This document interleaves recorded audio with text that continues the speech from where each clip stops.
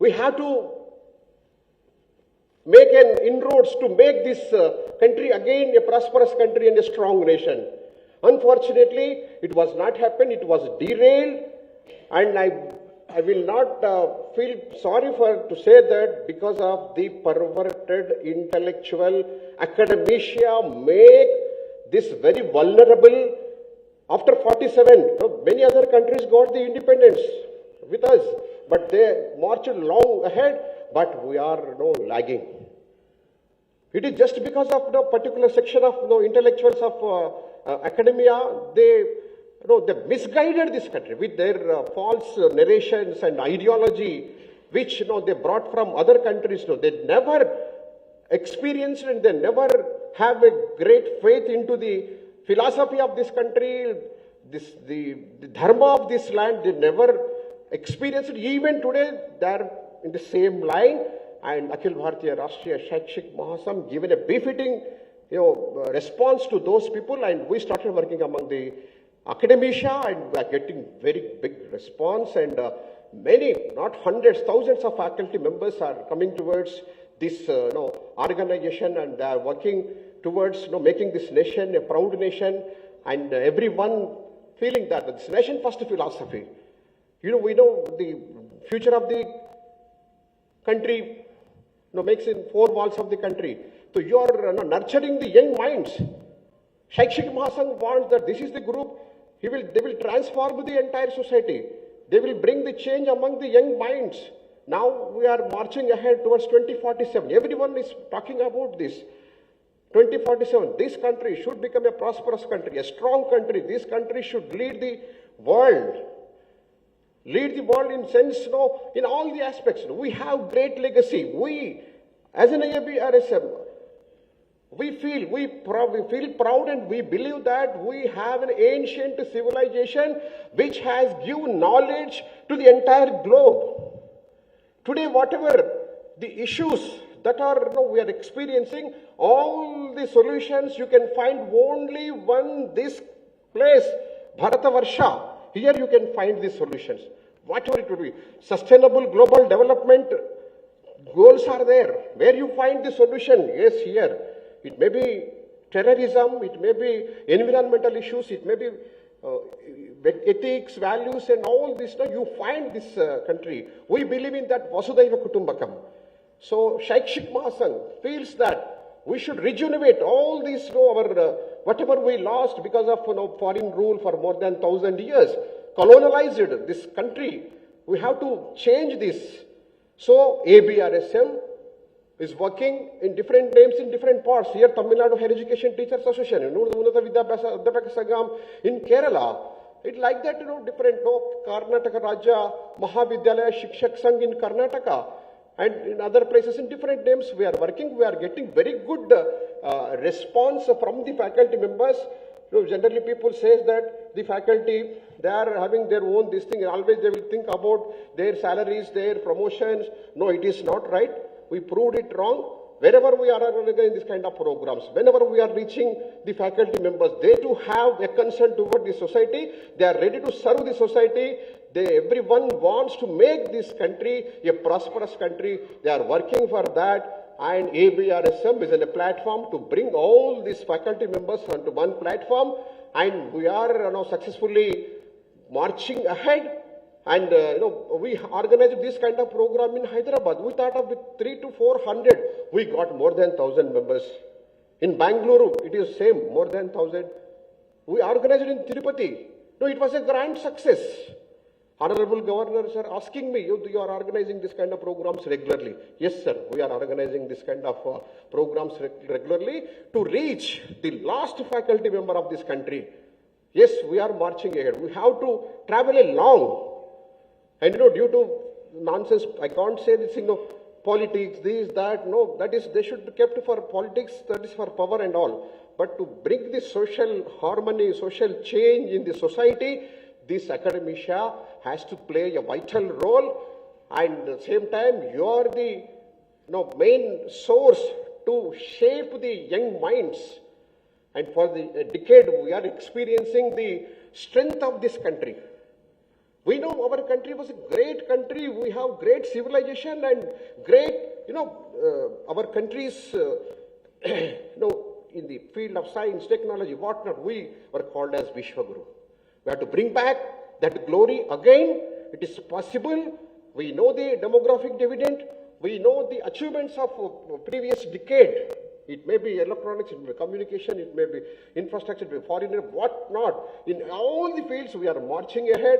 We have human resources, we have natural resources, we have everything, a great legacy. With this, we should have to march ahead. I request all of you, please be support this organization and be part of this organization. And today and tomorrow you are going to listen to very popular personalities. Please make use this program as your career, and you make this conference seminar a success. Thank you. Namaste.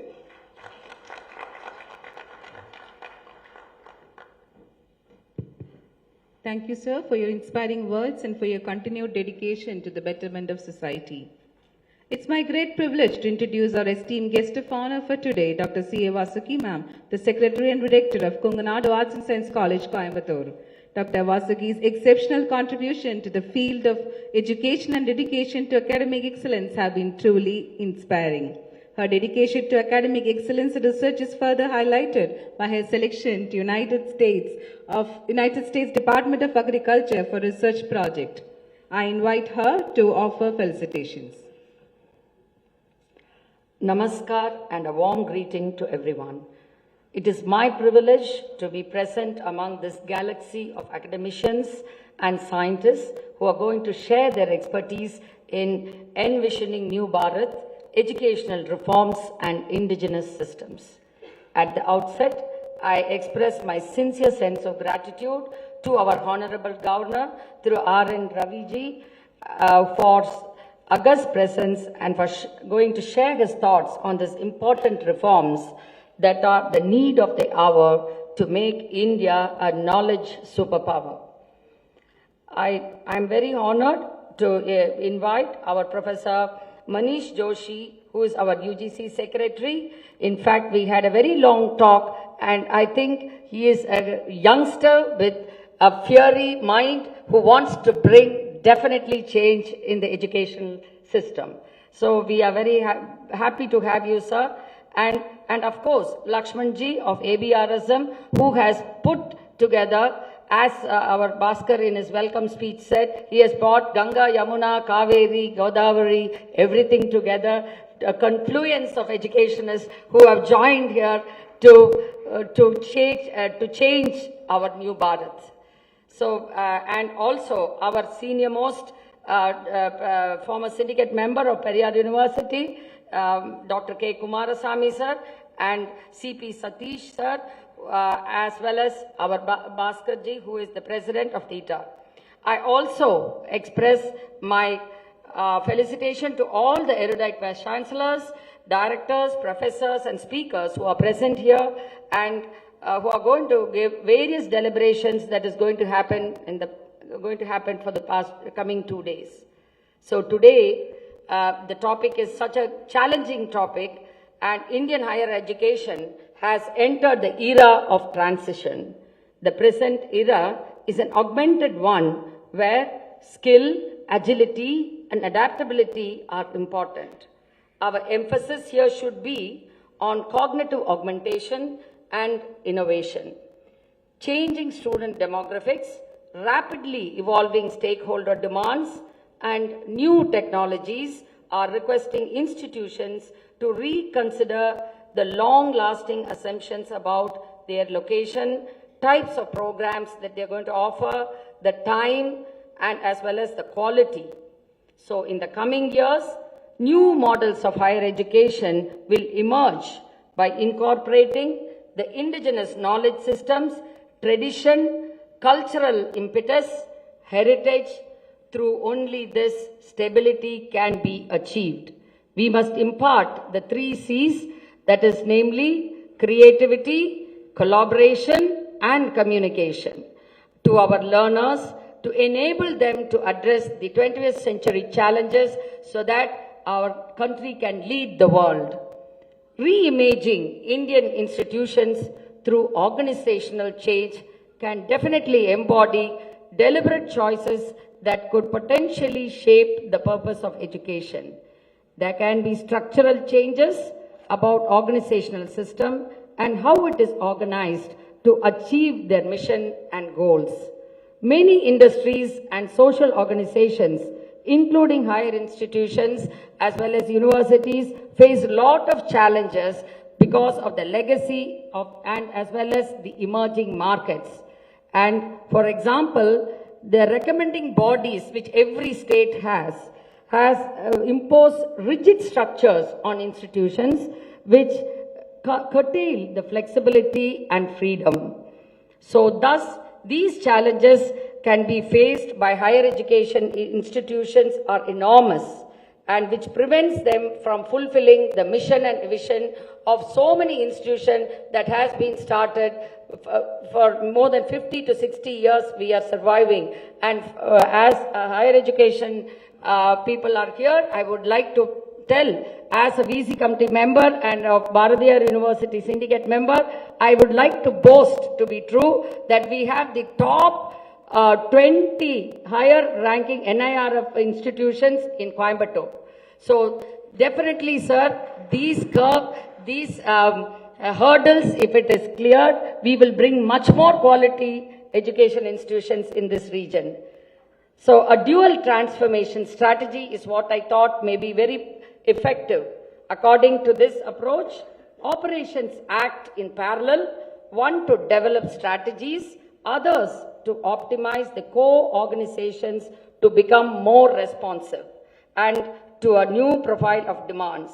And number two is to design and implement disruptive innovations that provide the basis for future growth and agility. Ancient India always took pride in the humanistic and personality development oriented education with proximity to the guru, learning and living.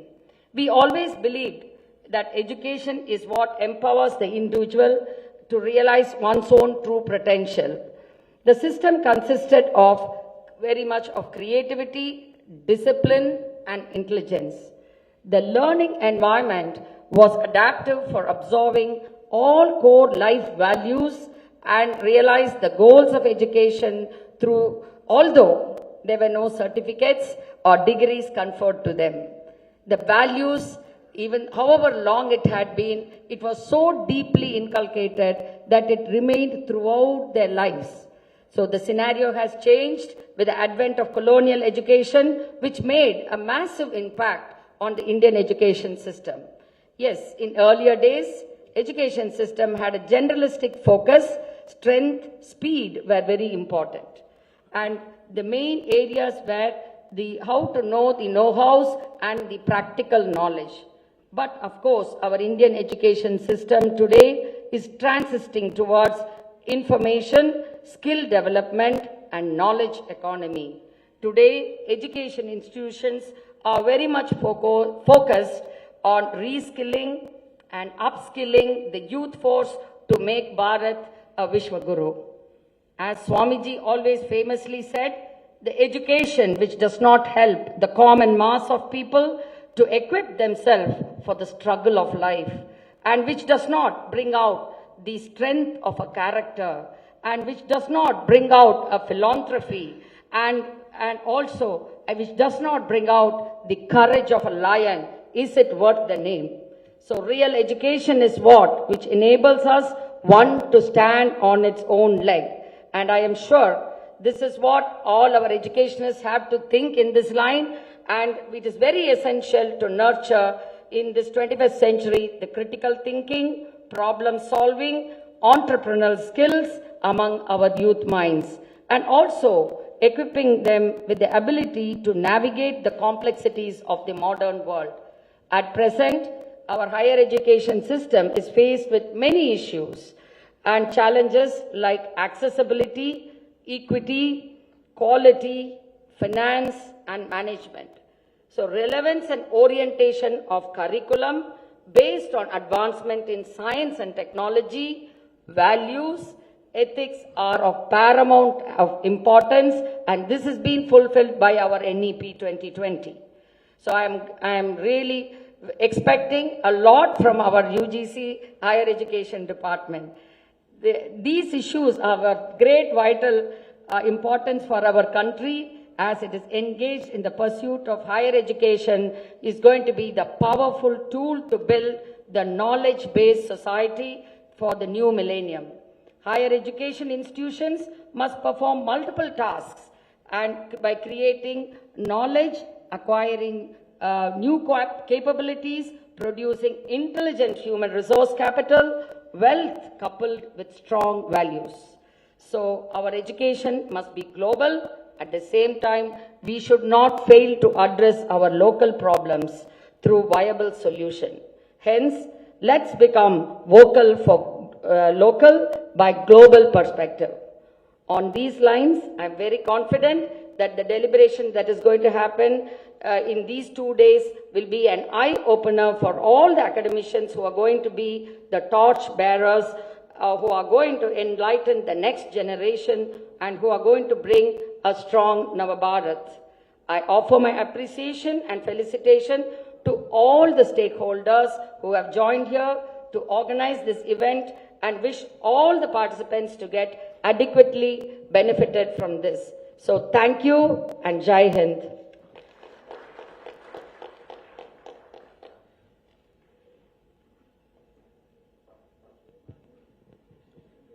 Thank you, ma'am, for being here and sharing your wisdom with us. It is my privilege to introduce our distinguished keynote speaker for today, Professor K. Kumaraswamy. His illustrious career in academia spans decades, marked by a profound commitment to fostering excellence in education. As a former professor of English based in Salem, his dedication to scholarship and mentorship has left an indelible mark on countless students and colleagues alike. With great honor, we invite Professor K. Kumaraswamy ji to deliver keynote address.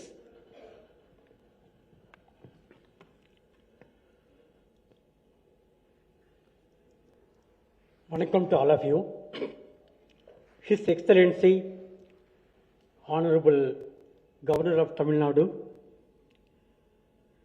Sri Manish R. Joshi ji from UGC, he is the Secretary of UGC Delhi. Mr. Lakshman ji, All India Organizing Joint Secretary of ABRSM. Sri Dr. Bhaskar ji, the President of Theta Tamil Nadu, and Sri Satish ji, the President of UMass working in Kerala, former and present Vice Chancellors of different universities in Tamil Nadu, great educationists, doctors, professors from different universities and colleges. I am really happy that many people have come from northern universities, and all participants of this seminar. Once again, namaskar to all of you. Once our country, Bharat, was the Viswa Guru in all fields, in the field of science, mathematics, astronomy, astrology, arts, literature. Our forefathers were the pioneers. Today, our young men want to study in Harvard University in America. But in those days, students of other countries, they wanted to join in Nalanda University or Ujjain University or Kanchi University in India. So we were pioneers in the field of education. But due to the colonial rule, there was a great decline in the field of education. in all aspects, there was a great downfall. There was continuous struggle to get a freedom. At last, in 1947, we got freedom. After 1947, hundreds of universities have come. Thousands of colleges have come.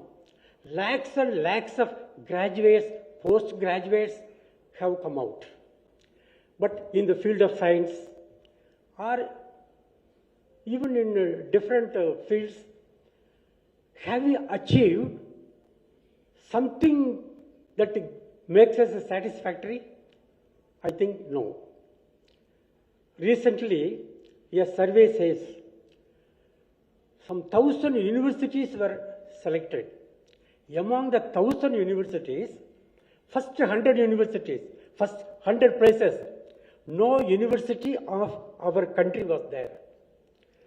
100 to 200, only there were two universities, IIT of Mumbai and IIT of Delhi. Then, after 200, our Indian Institute of Science, Bangalore, is found. Why this poor show? Because the standard of education has declined. Quality education is not there. Our students are spoon-fed. There is no sense of originality, inquisitiveness. We should achieve something great. I may be an engineer, I may be a doctor, I may be an auditor, I may occupy any position, but my qualification, my experience should be dedicated for the upliftment of the country. That vision is not there. Doctors are there, engineers are there, but nation first, society first, that vision is not there in the modern age.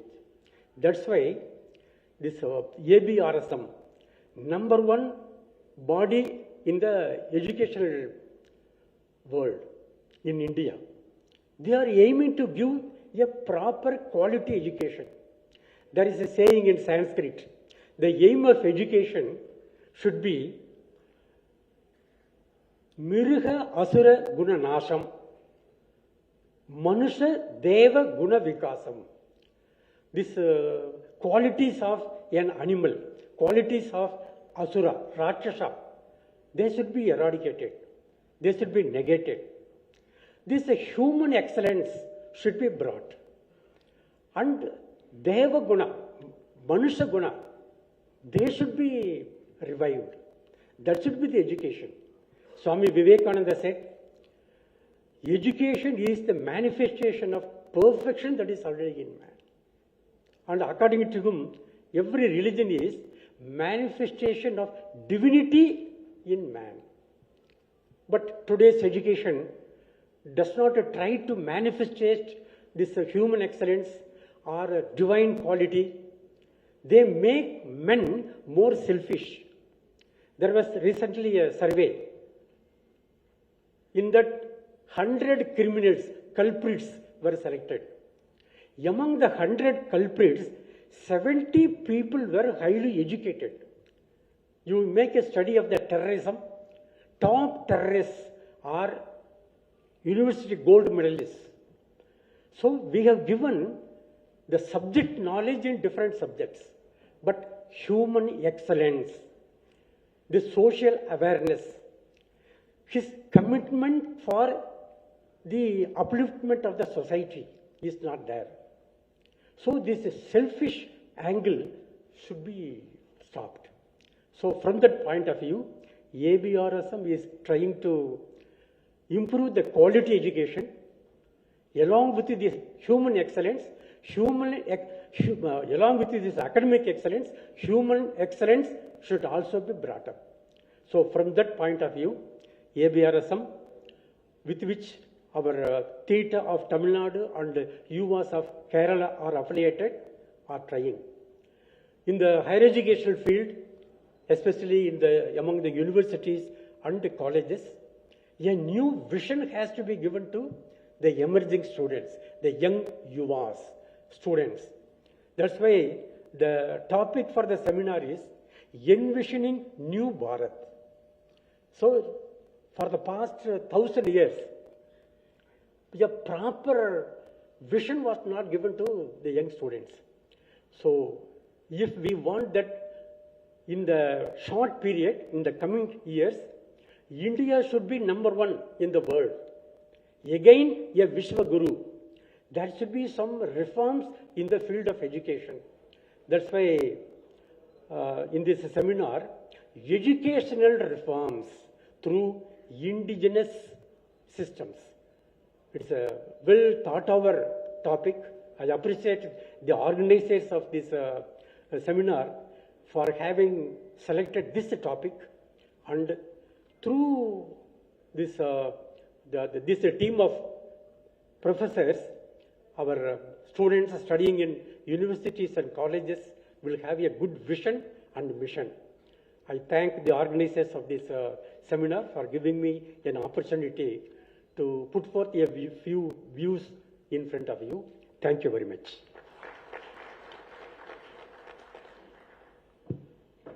Thank you, sir, for your enlightening words and presence today. I'm delighted to have our distinguished keynote speaker, Professor Manish R. Joshi, Secretary, University Grants Commission, New Delhi. Professor Joshi's remarkable contribution to education and research, along with his impressive academic journey, have earned him national recognition.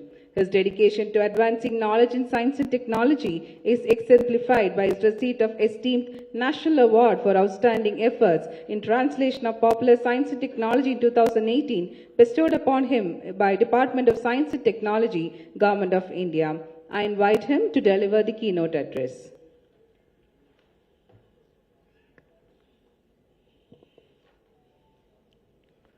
Namaste.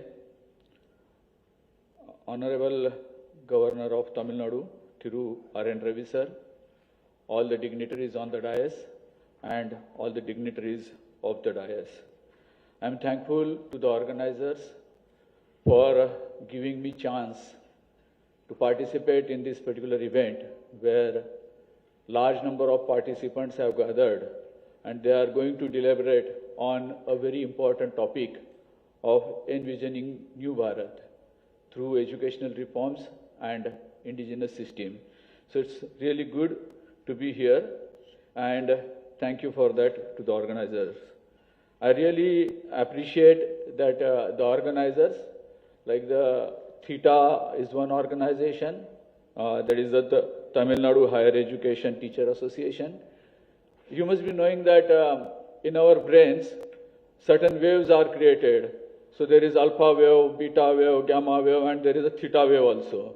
And expert believes that the theta waves are important for processing information and making memories. So if you want to have some good memories, theta waves should be there. So it's this particular ambience, lot of people, many academicians, so it will keep memory. So for that, theta waves are required. So that is a very good work that Theta is doing, and they have linked to different types of learning. So this type of learning, and that is a very appropriate apt name that this organization have. So I really appreciate that one. And the another one is Unnata Vidya Bhasa Adhyapak Sangham. So in Kerala, it is really required. This UV generally starts for ultraviolet rays. And these ultraviolet rays are used to kill microbes and bacteria. You might be knowing it. Generally, there are UV lamps to sterilize the surgical equipments, and all these bacteria are there. You want to clean them, so these UV rays are used. So you understand the significance of UVAs in Kerala. So these both are affiliated to ABRSM. Thank you to the ABRSM. Akhil Bharatiya Rashtra Shiksha Samiti Mahasangh comes regularly and meet us. The way they represent, and I really appreciate, like we were discussing since many months, the issue of the professors, that because of PhD they cannot become associate professor. In 2018 regulation there was a condition, and they continuously representing it. and then later on we have said what are the problems that the teachers have to become acquire the PhD. So they made a presentation in front of us. So it's a continuous dialogue, and because of which we could convince our commission members, and our commission members have approved that these particular teachers who could not got PhD, they will get an extension till 31st December 24, and they can become associate professor. So it was a good decision that was taken because of continuous follow-up of ABRSM. What they say is, राष्ट्र के हित में शिक्षा, शिक्षा के हित में शिक्षक, and शिक्षा समाज. So this all is very important, and that's why the way ABRSM is continuously taking care of this is really appreciated. So the knowledge, like we are talking about, a very good deliberations is going to have here. And let me start with a very good and very promising news that has come recently. It's a word ranking, they call it as QS word ranking. And it is really appreciated. Though our number is less, but in 2015, only 11 institutions, only 11 higher education institutions of India were in the ranking, only 11. But in this recent, which has come two days before, we had 46 institutions ranked in the QS World Ranking. And our Honorable Prime Minister have tweeted it, that it is a 381% increase. It's a 381% increase, highest among all G20 countries. So the countries, every country has increased. So highest in all G20 countries, 381% of increase in the QS World Ranking. Our Honorable Prime Minister has said that in this new term, we will taking even more efforts to boost the research and innovation. So this number will also increase in near future. And it is paramount that a place like Coimbatore, that is not a metropolitan city, where there is a deliberation on envisioning new Bharat and what are the education reforms with the help of indigenous systems we can do. 350 participants are there. They want to talk about it. They want to listen about it. They want to have discussion about it. So it shows the importance, it shows the willingness of the people of India, of Bharat, to make sure that we will progress, we will excel further. So the parameters, let me put focus on the parameters that are important for this QS World Ranking. Why the institutions comes in that QS World Ranking? So one of the parameters is academic reputation, faculty-student ratio, and citations per faculty, and the important one is internationalization. Like how many international students are there in your country, are there in your institution? So we have, as a UGC, and even India, even Bharat has started and giving focus. Government of India is also giving focus and giving a lot of concerted efforts to bring more and more international students to India. We have got a very nice portal, Study in India. We have started, UGC has come up with a regulation that the higher education institution, the universities, which has got certain NAAC score, can directly start joint degrees, can directly start dual degrees with the foreign countries, with the foreign institution, with the foreign university. As I was traveling from airport to here, yesterday I saw there was a big hoarding outside of one institution that you want to study abroad, come and tie up with, come to our university. So these universities are now tying up with the universities of abroad. So it's like two-way. They are also getting benefited. Not only Indian universities are getting benefited. There is a rush among outside universities also to get affiliated with the very good institutions in India. So we have, UGC have come up with one very nice regulation that will open up the Indian place for foreign higher education institution. We have said the foreign higher education institutions can open their campuses and operationalize their campuses in India. So you will not believe we have got very good response from various institutions. We say from Europe, from North America, from Australia. So many institutions are coming. There are every week there is a delegation from foreign higher education, from foreign countries to UGC, and they want to know what they should do so that they can establish their campuses. So even foreign countries, foreign higher education institutions which are very good rank, our condition, one of the condition is that the institutions which has foreign ranking above 500 only can come in India. So those all institutions are trying very hard to come and to establish their campuses in India. That is the reputation that Bharat has now, so that everyone want to have their existence, their presence in India. So that is how we have changed this one. The government has changed. The government has changed the focus. The government has doing a lot of efforts. I am really appreciating Honorable Governor is himself here. The role of the governors in improvising the quality of higher education in many states is very paramount. So they are sitting in the conferences, they are sitting in the room where the deliberations are going. I was in Assam last year, where there was a deliberation. All vice chancellors were called by the chancellor, and the chancellor was sitting there from 9 to 5 p.m. for 2 days, and the deliberations he was listening, and he was giving inputs. So that type of interest shown by all the governors, many governors, including Honorable Governor, he is here for this particular event. So it shows the priority of the governors and priority of the government to the higher education. So that sort of reforms that we are talking about, earlier UGC or any regulator used to be supposed to be like making hindrances. Now we have changed our approach. Now we are more of a facilitator type of thing. Last month, our Honorable Chairman met with all the Vice Chancellors of deemed to be university. So one at a time we invited 10 Vice Chancellors and he interacted with them. Honorable Chairman asked every deemed to be university, why don't you open your off campuses? So they were used to surprise. So there was an era 10 years ago or 20 years ago when someone used to say that I want to open an off campus. The UGC used to see very suspiciously, why you want to do this? These are the rules and these are the conditions. You cannot do that. Your intention must be mollified.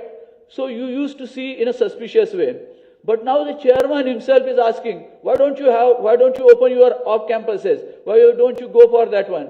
So they were surprised and they are very happy and they are coming up with this one. We have opened the regulations. We are talking about education reforms.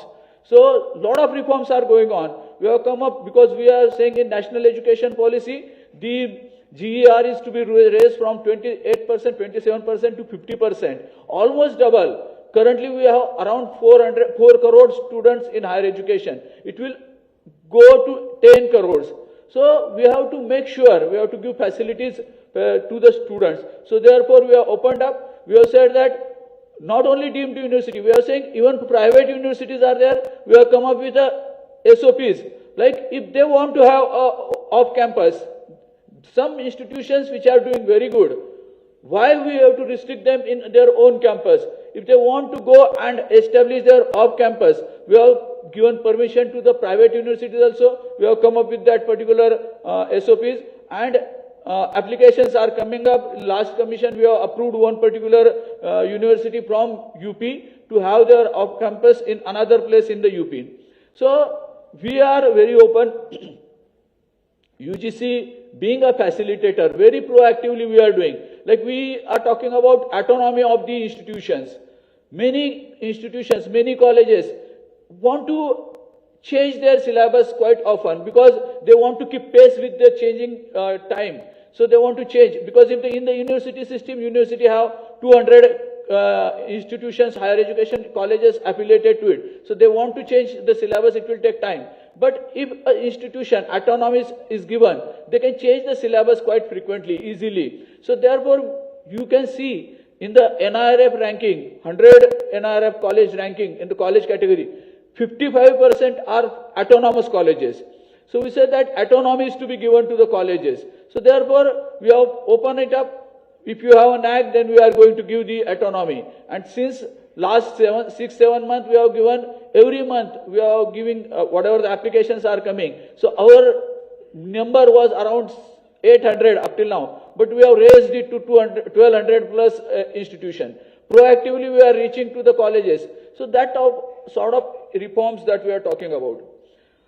We are talking about indigenous systems, and I want to quote the poet of the soil, Tiruvallar. He has his Tirukural. With our earlier speakers also talk about the focus of the education. The aim of the education is defined by Tiruvallar.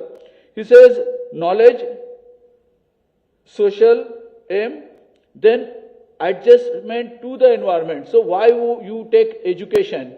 So he's talking about to acquire the knowledge, to have social manners, then to adjust with the environment, to have moral aim, to have philosophical aim, spiritual aim, cultural aim, and at last he is talking about living aim. So the priority is, you see, at the 8th place, he is saying that the education is for living aim. But what is important is that you should acquire knowledge. So that is what the indigenous system is. What is the way to look at the education? And that has been changed completely. We're talking about the students only running behind the degrees. They don't bother whether they are getting knowledge or not. They don't bother whether this knowledge, what I am getting, little bit of it, can it be applicable to the society, where I can apply it, where I can, with this knowledge, how can I solve the problem in the society? So that focus has been changed. Whereas our indigenous system is saying that the focus is like this one. But because we have followed this particular colonization and that all, so we need that reforms very with large pace also. I really appreciate the organizers in choosing the venue also. It is on the race course. This is a race course road. And you know, in the race course, there is always a speed. So we need to do that speed. We need to achieve that particular speed. So that particular speed we have to go for the reforms as well as for the use of indigenous system. UGC, in last year, we have completed 6 face-to-face programs on IKS, Indian Knowledge System, Bharatiya Gyan Parampara. And you will be happy to listen it, that 1,000 teachers have gone through that particular 6 days rigorous program at 6 different places. And everywhere, this Bharatiya Gyan Parampara was very much appreciated. They all decided that they will talk about Bharatiya Gyan Parampara. They will try to imbibe it in their syllabus. We have done it in Chennai, we have done it in Guwahati. So across region, across religion, we have done it in Kashmir also, where there are 80% were Muslim Pradhyapak initially. They were initially talking about why you need this IKS right now. But as they went through the 6-day deliberation, they understand it is nothing to do with religion. It is about the great work that our ancestors have done. That are the indigenous systems. What are the indigenous systems that we have? And these all indigenous systems, we have to look for, we have to identify, we have to search out. Whatever small we have searched is enough for having widespread eyes of all the people over the globe. So it's a mesmerizing for all, the whatever little knowledge that we have got. So therefore we are saying that our students, our teachers, our faculty should delve into it more in the Bharatiya Gyan Parampara. We have to find out what our ancestors have done. So that is why this is important, that's indigenous systems. So our reforms will be guided by this this indigenous system. Therefore, we are talking about, whenever we are talking about this syllabus, we are saying that why can't you incorporate the Indian knowledge system as a part of this one? We have added this IKS as a part of NET syllabus also. And UGC has wanted that this new research, young blood, should be there in the research system. And therefore, we have come up with that after 4-year UG, after your 4-year UG, you can directly get admission into PhD. So, no need of this master. So, UG can directly go to PhD. So, this young blood who have the idea of the societal problems can research into it, can explore that particular problem. So, that is one thing that we have said. The aspirations of the youths of Bharat shall be adjusted, shall be acknowledged, and UGC, being an apex regulator body, is working on it, and we are really very happy that we can work in this direction, and all over India we are getting very good support, we are getting very good feedbacks, and we, including our vice chairman, including our chairman, continuously talking with all stakeholders, and we are getting whatever the suggestions we are getting, we are very open, and with this open-mindedness, we will go ahead and we will reach to Vikasit Bharat 2047. Thank you very much. Thank you, sir, for your insightful speech. It is with great pleasure and honor we gathered here today for the inaugural address by Thiru R.N.Ravi, the Honorable Governor of Tamil Nadu.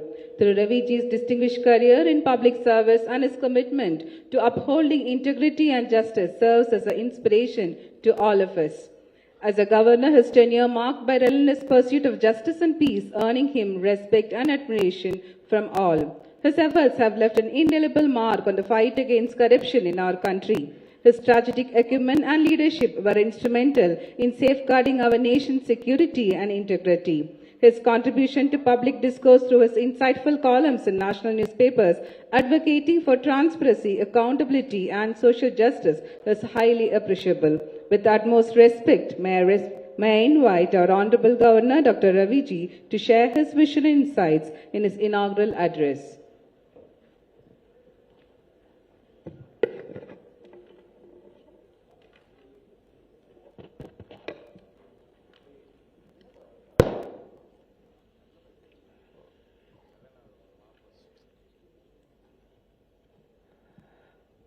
Respected Thiru G. Lakshman, All India Joint Secretary, Akhil Bharatiya Rashtriya Sakshik Mahasangh,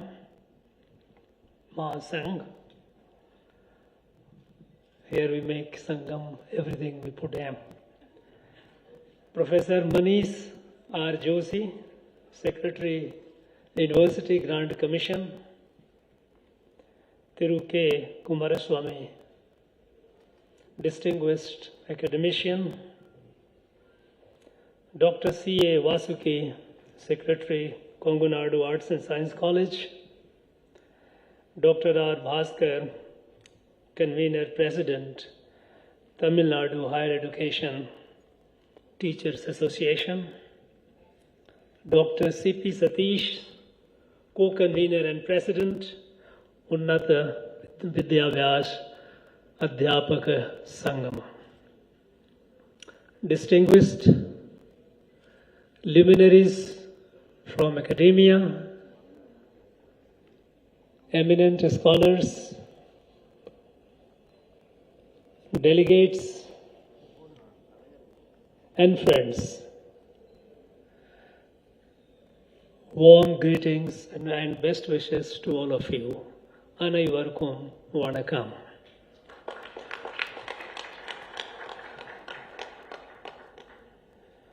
I am indeed delighted to be part of this important 2 days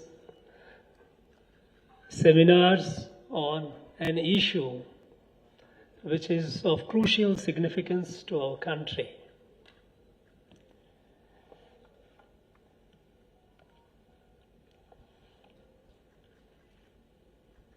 Envisioning a new Bharat through education reform with our eyes on indigenous system. Friends, today the world is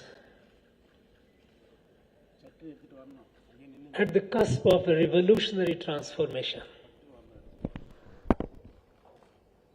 We often say that things are changing, the world is changing. But what change is in the offing is happening today is something which is to a considerable extent beyond our comprehension. The cutting edge technology in the ultra advanced domains, from predictive artificial intelligence to generative artificial intelligence, from analog to digital to quantum computation,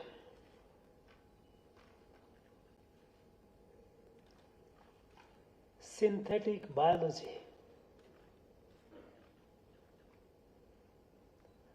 ultra advanced intelligent robotics, ultra nanotechnology. These are all transforming and has the potential to transform the world in a way that at this point of time, it is very difficult for us to predict how the world would be like. But one thing is clear, that these advancements is going to create redistribution of power, global power.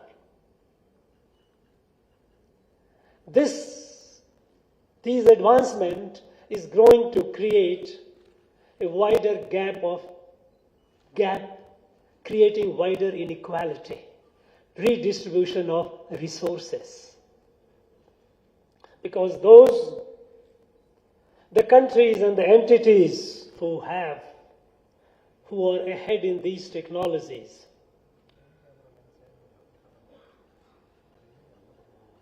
the quantum of power and resources that they will have vis-a-vis the others, it is unimaginable. The world, which is already suffering from unacceptable iniquity, exclusivity, is going to face a greater problem tomorrow. Now, in this kind of emerging world, what should be our role? Where should we be? Where should Bharat be?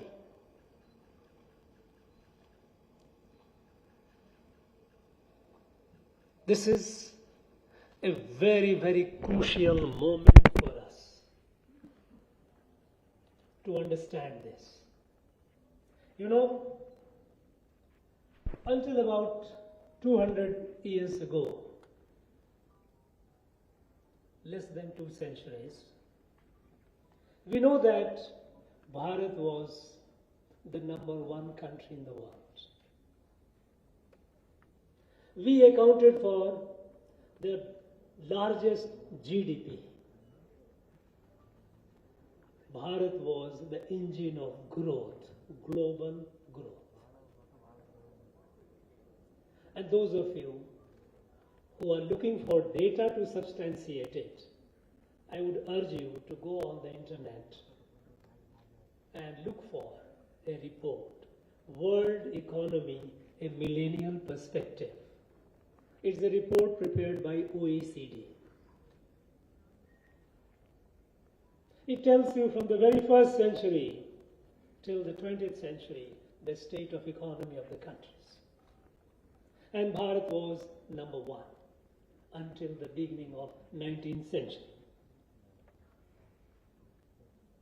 By the time the British left, we dipped from #1 to #6. We became the 6th economy in the world. It was a precipitous decline. We all blame the colonizers for exploiting us, exploiting our resources.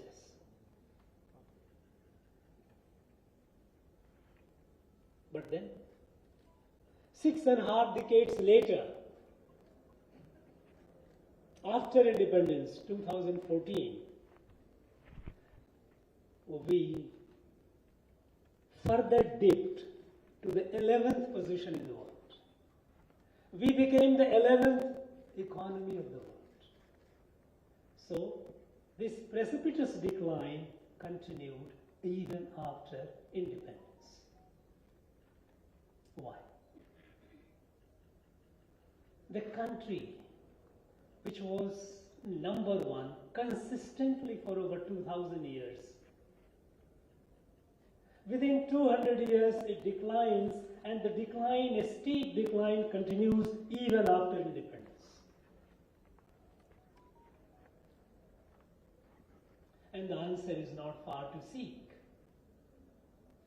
It is in our education system. You know, when the British left us physically in 1947, on the 15th of August, there was celebration in the country. Everyone was joyous, celebrating independence. But Mahatma Gandhi was in a somber mood, sitting in the slum colony of the marginalized in Delhi. Some media people asked him, why are you not happy? Why you don't seem to be happy with the independence? Are you not? Mahatma Gandhi replied, you know, the British have left us only physically. They are still occupying our mind. And they are so deep in our mind that if we work hard to drive them out of our mind, even then it will take years and years, decades to drive them out of our mind. So this independence is only half physical independence. You know, many of you might have read, and some of you, those who have not, please do that. We know the iconic British newspaper Guardian. Guardian wrote an editorial on 18th of May 2014, the day Prime Minister Narendra Modi was sworn in. You know, the editorial begins like this. 18th May 2014 may as well go down the history as the day when Britain finally left India. Britain finally left India because the system and style of governance until then was continuation of the British Raj by other means. These are not my words. These are words of Guardian. And it's editorial, it is not an op-ed. It is the view, considered view of the iconic British newspaper.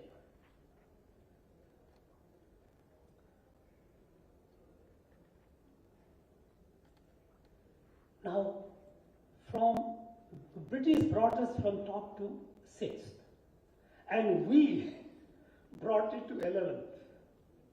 Think of it. Because we remained so colonized, we kept looking at them for everything. We became an imitator, like a child holding the finger of the parent or the mother and walking. Child will lose direction unless and whenever there is a looks for cries for the mother. That was our position. You know, we have a beautiful constitution created by best minds. But whenever the operationalization of Constitution happened, we kept looking at how the British Parliament behaved. They conducted their business, interpreting the Constitution from the perspective of the Westminster. We developed our conventions, our traditions. We gave meaning to operational aspect of the Constitution deriving from how it was conducted by the Westminster. Even our judiciary, the Supreme Court of India, they kept looking at the Privy Council of Britain or the Supreme Court of US, United States of America, quoting proudly how the judges have quoted there and seeking validation, seeking meaning. Look at the level of colonization. Even today, as a chancellor, when I get report from many of my state universities, many a times the reports comes with a quoting from somebody in Europe or US. This colonization of mind. How can you grow in a competitive world by imitating someone on the strength of a borrowed language, borrowed knowledge? And then came a revolutionary step, the National Education Policy of 2020. Because for any transformation, for any change, and for us, this transformation has to be very, very revolutionary. We have to break with the past. We have to drive the Macaulay out of our mind and have our own education system. And with this in mind, the National Education Policy 2020 came. This policy has a body and it also has a soul of it. As far as the body part of it is concerned, we have a lot, we discuss a lot about multidisciplinary education, flexible education, collaboration among educational institutions, greater thrust on skill, usable knowledge. All those things are very, very important. Not many. But there is also a soul of that. There is soul. How do we look at knowledge from our perspective? And believe me, is very important. Knowledge is not, as is often called, one may say, yes, it is perspective neutral. It is not. How do you look at? We have been hearing about, Secretary UGC also mentioned about IKS, Indian Knowledge System. I would very sincerely urge the Ministry of Education, UGC, AICT and all the bodies, please use the word Bharatiya Knowledge System. You have been saying that Bharatiya Gyan Parampara. Why not? Gyan Parampara, you can, language-wise one can differ. Every language of Bharat may not understand Parampara. There are words. But Bharat is common in all the languages from Kashmir to Kanyakumari. Everyone understands Bharat. The problem is, we have been looking at Bharat from the perspective of India. India is not synonymous of Bharat. India is a label given by the European to this country. People of this country did not call this country India until the British came. For centuries and centuries, for millennia, it was called Bharat. And Bharat, even its geographic expanse, that finds reference in our old literature. When they say, Uttaram yat samudrasya himadrasya dakshinam varsam tad bharatam nama. North of ocean and south of Himalayas is Bharat, Bharatvarsh.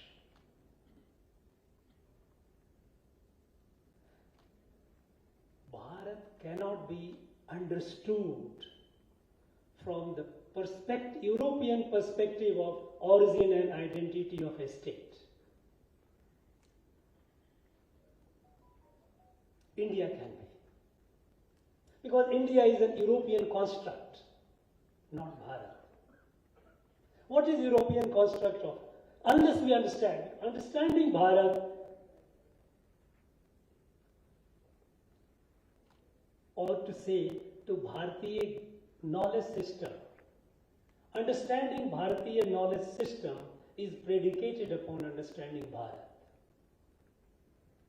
If we understand Bharat, it becomes easy to understand Bharatiya knowledge system.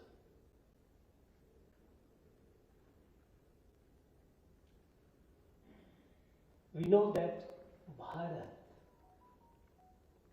does not fit in European construct of a political state, because European construct of a political state is what? We know that a state has 4 ingredients: a defined territory, population living on that territory, a government governing that territory, and that government is sovereign. The 4 attributes of a political state. Bharat is much bigger than that. This political state is a subset of Bharat. Bharat is a larger set. Bharat is a Rashtra. This Rashtra, we all say that Bharat is, we know that it was not a country, it was not a Rashtra created by a ruler. It was not created by a strong man. It was created through values. The values which was revealed for several thousand years ago to our rishis. And those values, that light that it generated, it is spread over. And Bharat means enlightened land. And what is that light? What is that light that makes it a one Rashtra? Because you know that Rashtra, our scriptures, our Veda says, Bhadra Mekshanta Rishya Swavida Tapo Diksham Upanisheduragra Tato Rashtram Balamo Jasada Bhadra Mekshanta Rishya Swavida Tapo Diksham Upanisheduragra. Well-meaning rishis who thought of Vishwa Kalyan. Such rishis, those who are equipped with Atma-Gyan, Swavida. And what is Atma-Gyan? Atma-Gyan is Mamatma Sarva Bhutatma. The whole world, the whole creation is a family. Plant, animal, humans, we are all members of a family. No one is away. There is no exclusion. Such rishis, well-intentioned rishis, equipped with this knowledge of Atma-Gyan, their tap and diksha, kathor tap and diksha, their hard work, to spread the light, we are all members of a family. You may look differently. You may have a different food habit. Your language may be different. Your custom cuisine can be different. But we are all members of a kudumbam, a family. You may have your own way of worship. You may have your own ritual. Doesn't matter. But we are all members of a family. Such a wonderful, a revolutionary light or darshan. I don't use the word philosophy. Philosophy is very limited. And we have a tendency, always is anglicized mind, we always try to use the English word. Philosophy, we all know that evolution of a language is linked with the civilizational evolution of a people. That civilization has not evolved to that stage where they can see this light of oneness of creation. Oneness of creation, this light came here. And so it is called darshan, drishti, how we look at yourself and how we look at the rest of creation. This light, it originated here, it came here, thousands and thousands of years ago. And it just spread. And people of different, varying attributes, they became member of a faith. Imagine, thousands of years ago, and look at the characteristic of Bharat. We don't know how many thousands of years ago it has been like one family. There were multiple rulers, not one or two, numerous. At no point of time there was one ruler who ruled the entire Bharat. So it doesn't fit in the European definition. That is why some people say that no, India is not a nation. India, Bharat was a Rashtra and is a Rashtra. So imagine, when I think of, other day I visited Shravan-Belgola. 2,400 years ago. 2,400 years ago, a rishi, Bhadrabahu from Pataliputra, with his 12,000 followers, devotees, Shravanas, he comes down to Shravan-Belgola, establishes himself, passing through numerous kings and kingdoms. About 5,000 of them come to our place, Tamil Nadu, what we call Tamil Nadu today. Arihantagiri, in Tiruvannamalai district. Arihantagiri. Bhadrabahu himself came to spread the light the way he looked at it. What some people would like to say, or to say that it is a way of Jaina darshan. You know, they never felt any constraint where they were going. The free movement. People coming from one part. We had a Pallava prince. From here, he went to Nalanda and studied, became Acharya, Bodhidharma. And subsequently went to China and spread what we say Buddhism there, Buddha Mat. This Bharat has to be understood. And once we understand this Bharat, then it becomes easier for us to identify who we are. And with that sense of pride, we move forward. And when we talk about our indigenous knowledge system, it is not just knowledge which are there in various texts here and there, and as well as traditions, but also the process, our entire epistemology, our pedagogy. Both are different from the Europeans. And it's a great challenge. We have to move over to this. When we talk of new Bharat, what kind of Bharat that we wish to imagine? We all say that yes, we like to be number one. Thanks to the initiative taken in last 10 years, that we have grown again, a new Bharat is emerging. And from 11th, we have come down to the 5th. We have reached, not down, but we have come moved upward. We came to the 5th. And we are very confident in the next few years, we will become the 3rd largest economy in the world.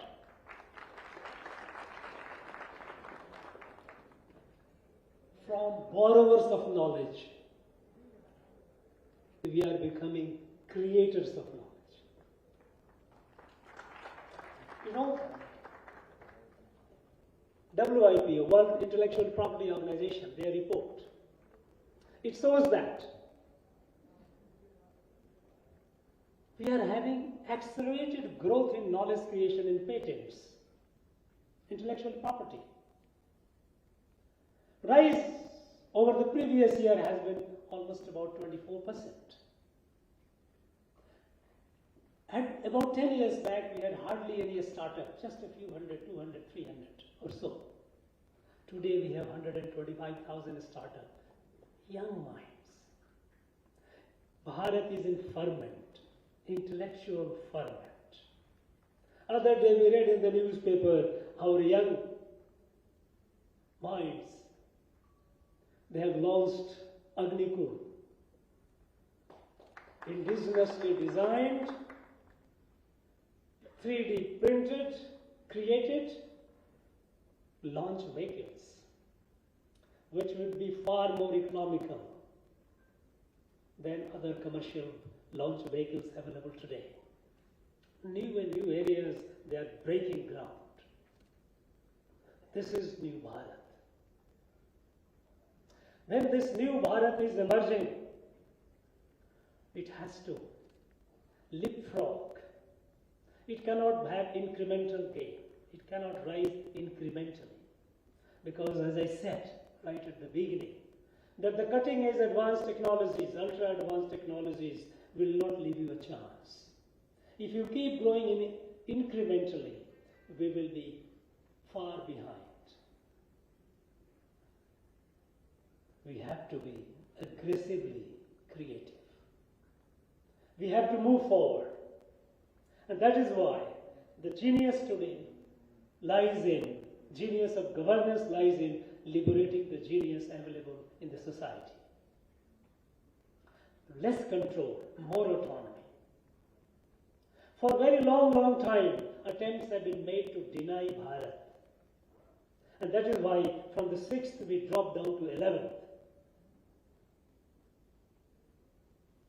We must understand, we must appreciate and be proud of being a Bharatiya. And in fact, systematically, all those things which strengthen the idea and identity of Bharat, they have been systematically weakened after the British left. In our own state, I was shocked to find that our state universities' curriculum, history and political science, has no mention of the national freedom movement. Only when I know that my forefathers have given their blood for a cause, that cause belongs to me. When thousands and thousands and thousands of people of this land had given their life for freedom of Bharat, and we have erased them from our memory, complete textbook, there is no mention of it. And I was shocked that how could the leaders of our academia could not feel disturbed.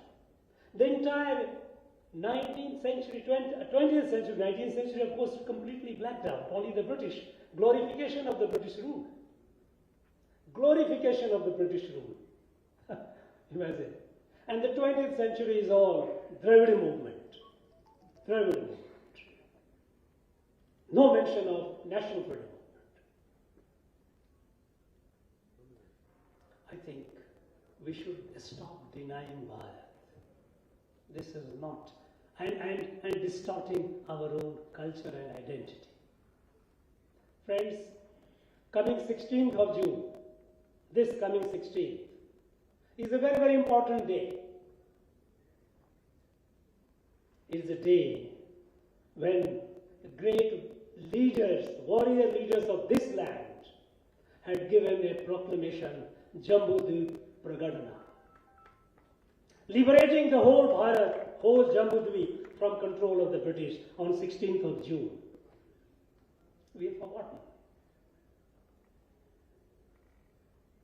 Last year, 24th of October is the day when Marudi brothers were martyred by the British.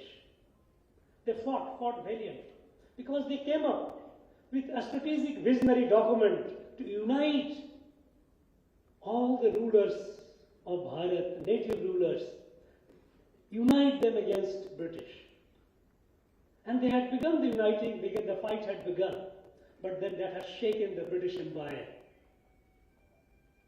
And they decided that they must stop it. They put their entire might, and with the collaborators, help of collaborators, they finally succeeded in snuffing out the light. And I was shocked when last year in Trichy National College, on this date, I had gone on the 24th of October, the event could not be organized at the place where they were, Shiv-Gangai, because 12 years back some law and order incident happened. And since then, on the day when Mardi brothers were martyred, within a week comes another freedom fighter, Muthu Ramnand Tewar. His day comes. Some incident happened, law and order, and there is a prohibitory order.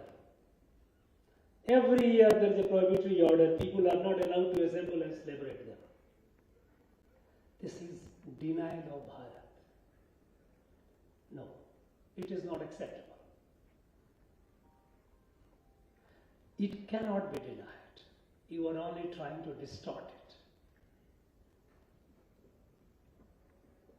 Friends,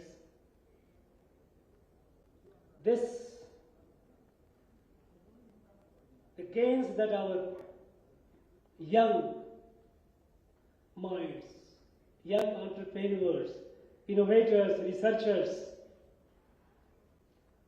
they are creating knowledge, they are making our country proud.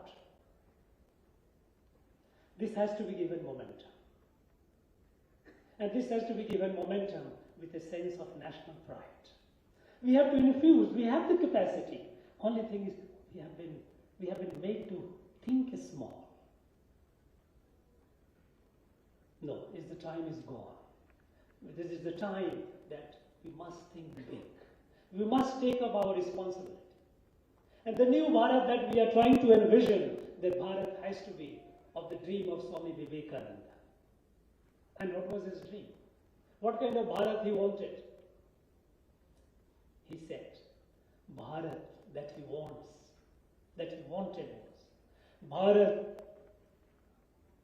whose muscles are of iron, whose sinews are of steel, physically strong, prosperous, but whose heart is Vedantic, compassionate, looking at the world as a family. Yadu Muri, Yavarum Kelir, Vasudhaiva Kutumbakam. This, a strong, materially prosperous Bharat, militarily a strong Bharat, with that heart which is Bharati, which has given to us, has been given to us by our rishis several thousands years ago. That Bharat we have to create. The new Bharat has to be such a Bharat. The new Bharat has to be the Bharat which Rishi Aurobindo on the day of independence scripted in his dream. On the 15th of August 47, when Rishi Aurobindo wrote down the dreams that the day has come for Bharat to fulfill its divine obligation. Because in the entire creation, in the entire universe, Earth is the only planet where you have evolutionary consciousness. And in this evolutionary consciousness, with this awareness that evolutionary consciousness essentially unites the entire creation by a common consciousness, Purusha and Prakriti, that common Purusha. This knowledge came to Bharat that we are all one. We are all one. What an extraordinary vision to unite, include the diversity. Irrespective of differences, we are all one faith. This knowledge came to Bharat. And then Rishi Aurobindo says, was it coincidental? He said, no. It was divine mandate. It was a divine design that this knowledge came to Bharat, and now Bharat has to be strong. Bharat has to be capable. to take this light to the rest of the world. That is what Bharat has begun. When the COVID-19 has struck down and the world was in the grip of absolutely unknown deadly disease, no one knew the way out. When the rich and advanced countries who discovered, who invented medicine, they started making money out of it. It was a Bharat, thanks to our scientists. When we made our vaccine, we shared the vaccine with people, needy people in 150 countries in the world. This is Bharat because we walk the talk. This is a failure. When we had the G20 presidency, the motto was what? Vasudhaiva Kutumbakam. Vasudhaiva Kutumbakam is soul of Bharat. This is what Bharat is. It looks at, that is why the world looks at India, looks at Bharat with a lot of expectation, a lot of hope. Friends, in these 2 days, you will have a lot of deliberations. But I also like to just quickly list out a few ideological challenges, intellectual challenges which you are going to face. It is not enough that we are just saying that we are proud of it. We have to be prepared to face the challenges. There are four external European ideas and ideologies which you will confront, which world is confronting, which we also have to confront. When we are coming up with the Bharatiya knowledge system, when we are rising with our darshan to look at the whole world as a family, the four European ideas and ideologies we have to confront. The number one is anthropocentric view of creation. That view says that God created humans and then created the whole creation for the pleasure of human. No, that's not correct. In Bharatiya darshan, we are an element of creation.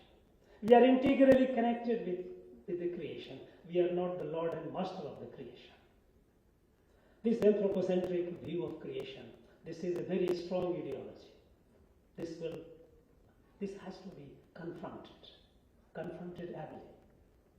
Second idea, European idea is theory of evolution. The theory of evolution that tells you that makes the entire life ecosystem predatory. The smarter one will kill the other and prosper. Survival of the fittest.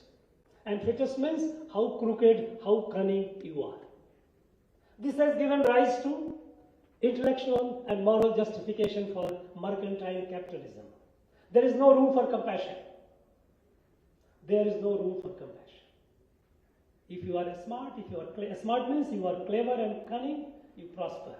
It doesn't gel with Bharatiya knowledge system, Bharatiya darshan. In Bharatiya darshan, we are neither at the center of creation, nor we look at the evolution as predatory. That for me to progress, I have to kill the others. I have to suppress the other. I have to exploit the others. The entire colonialism is based on that theory of evolution. I am smarter, so I will colonize this land and extract the resources. Third is social contract theory of the state. These are very strong ideologies. You are from academia, you know how strong these are. Social contract theory of the state. That individuals are sovereign, and these sovereign individuals have contracted to live together, form the society and the state. It lays premium on the sovereignty of the individual. In Bharatiya darshan, this is not so. Individual is not sovereign. We are integrally connected with the rest. Bharatiya darshan is of integral humanism. We are integrally connected with the entire creation. Like a molecule, atom in a molecule, subatomic in the atom. Each one has certain degree of autonomy but not fully sovereign.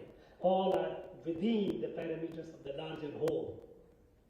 Individual, family, society, and the Rashtra, they are all integrally connected. This is a very, very powerful ideology, European ideology. sovereignty of the individual, and based on that, a state as a creation of out of a contract. No, this is very dangerous. You have to find capable argument, and we have it. And the fourth is Karl Marx's view of life and society. Karl Marx looked at human being as moving hydrocarbons. Nothing, this is all non-chemistry. Reactions, chemical reactions. In Karl Marx's view, humans are just a material object, driven by their own needs and greeds. And in this drive for needs and greeds, there will always be some who has it, some who don't have it, so the society is divided between have and have-nots, and they are in a perpetual conflict. This perpetual conflict, Karl Marx had written a number of essays, almost 20 essays in 1852. 1852, in New York Daily Tribune, he wrote in August, many of them are available on the internet. And so if you wish to read, you please go on the internet, Karl Marx on India, 1852, on this New York Daily Tribune. And there he mentions, he says, he justifies imperialism, colonization of India. He says that I am against imperialism, but in India it is a historic necessity. Because in India, individuals are not sovereign. Society is highly oppressive. It doesn't allow individual to grow to the full potential. And a society that worships monkeys and cows have no business to exist, that must be annihilated. And he laid down the two tasks for the British Empire. First, total annihilation of India's social order. And the second, laying foundation of Western material civilization. Now, these are very powerful ideologies. Though they have been debunked, many of them have been debunked, there is hardly any such. You will find many of the countries, those who fought and killed millions and millions, they themselves have just abandoned this ideology. But still, it is a very powerful ideology. When we talk about our Bharatiya knowledge system, not only is the knowledge, but the process of knowledge through which we derive knowledge, the way we transmit knowledge, the entire ecosystem of knowledge is very, very important to understand. The battle has begun. It is our responsibility to take it forward. And I am sure all of us present here, all of you are very capable people, capable leaders of the intellectual world. You will sow the light. In the coming 2 days, today and tomorrow deliberations, with your churning, sufficient light will come to lead us into the future for a new Bharat, the Bharat of the dream of Swami Vivekananda, Bharat of the dream of Rishi Aurobindo. I wish you all the very best. Thank you very much. Jai Bharat. We express our sincere gratitude to our Honorable Governor, Thiru R.N.Ravi, for gracing us with his presence and sharing his priceless sagacity. May his leadership continue to guide us towards a brighter and more prosperous future. Honored guests, you have most generously accepted our invitation, and as an appreciation of your valuable presence, we are obliged to submit you our genuine thankfulness. I here request Dr. C.P. Satish, co-convener, President of Unnata Vidyabhyasa Adhyapaka Sangam, to propose the vote of thanks. Sir, please. Vanakkam and namaskaram to one and all.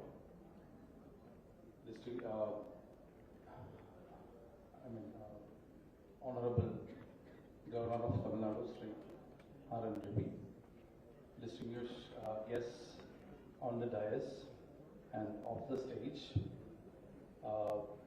fellow members of UVAS and PETA,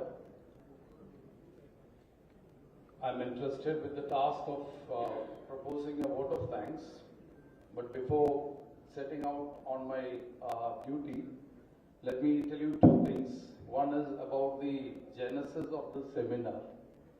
This seminar, actually, I'm very proud to say that this seminar genesis happened in our 27th state conference at Alapura on March 30 and 31st. It was just a suggestion to Lakshmanji, and Lakshmanji took it up, and Sri Murugaya ji was also there. So then on, I think it was tremendous hard work and show put up by Theta. Definitely, they deserve a big applause for putting up such a big show. Now, one more thing about National Education Policy 2020 and Kerala scenario. Kerala government has this year launched FIUGP, 4-year undergraduate program, but they have scrapped Bharatiya knowledge system, and it is anathema to them. And hence, we teachers of Kerala, we will have to teach Kerala specific subjects instead of BKS or IKS. Now, onto my duty. First of all, we have listened to an invigorating, enlightening, and scholarly speech by as the form of inaugural address by Honorable Governor Sri R.N.Ravi. I express profound gratitude on behalf of Theta, UVAS, ABRSM, and all of us who have gathered here. Thank you, sir. I express my gratitude to Keynote address delivered by Dr. Manish R. Joshi, whose name is a household name for all of us. And of course, his speech, which is peppered with a lot of humor and observation on his take on UVAS, the acronyms UVAS and Theta. And also the very eminent but very humble Dr. or Professor V.K. Kumaraswamy sir. Thanks to both of them for their presence and speech. My gratitude to, on behalf of the organizers, I express my gratitude to Srimati Vasagi, Dr.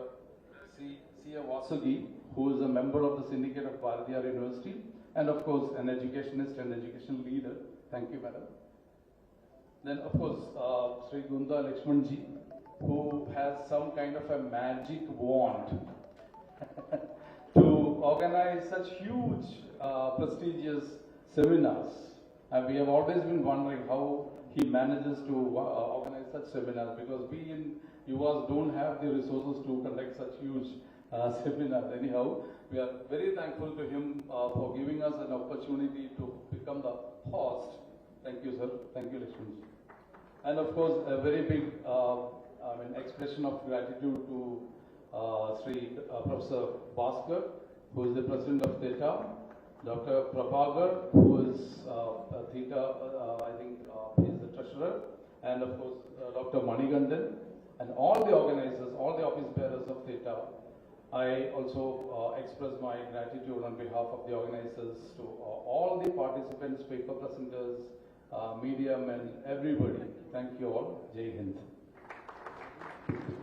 Thank you, sir. As we board on this transformative journey, let us embrace the spirit of collaboration, innovation and inclusivity. Let us work together to envision a new Bharat with Bharatiya knowledge system, where education becomes cornerstone of progress and prosperity for all. With this concluding remark, let us raise for national anthem.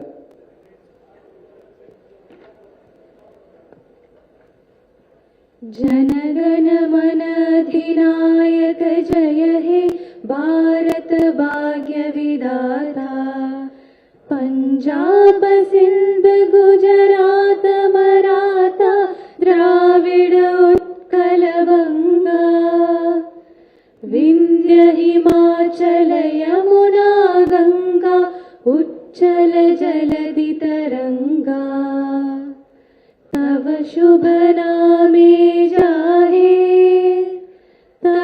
शुभाशिष माहे गाहे तव जय गाथा जनगण मंगलदायक जय हे भारत भाग्य विधाता जय हे जय हे जय हे जय जय जय जय हे.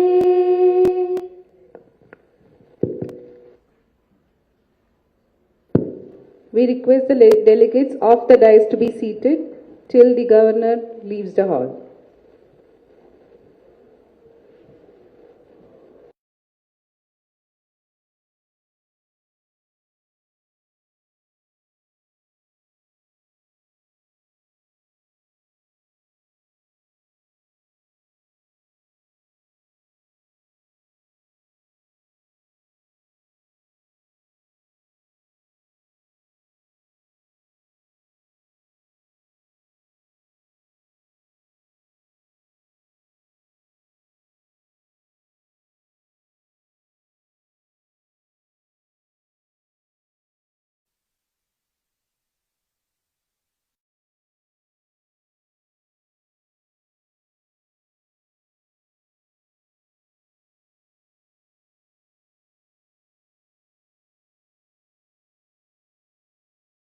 Need of reimagine the educational landscape of our nation, integrating traditional knowledge system with contemporary reforms. This journey of knowledge and introspection, let us seek the blessings of Saraswati Mata, offering her divine music of words.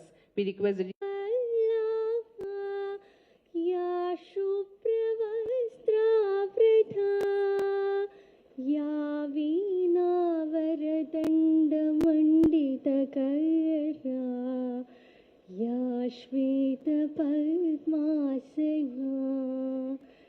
या ब्रह्माच्युतशङ्कर प्रदिदिभिः देवैः सदा वन्दिता श्यामां सरस्वती भगवती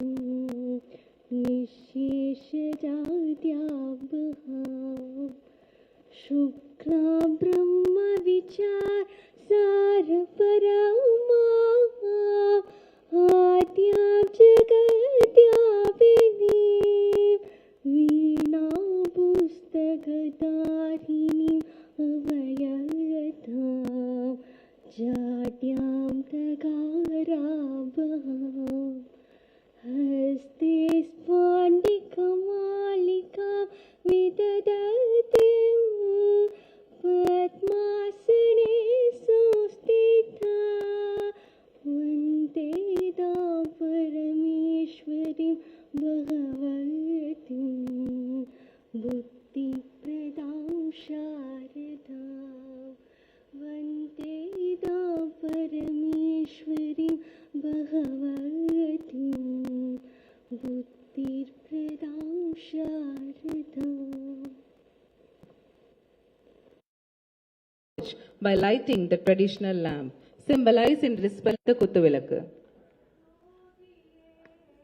சுடரே சுகமே துணை நீதி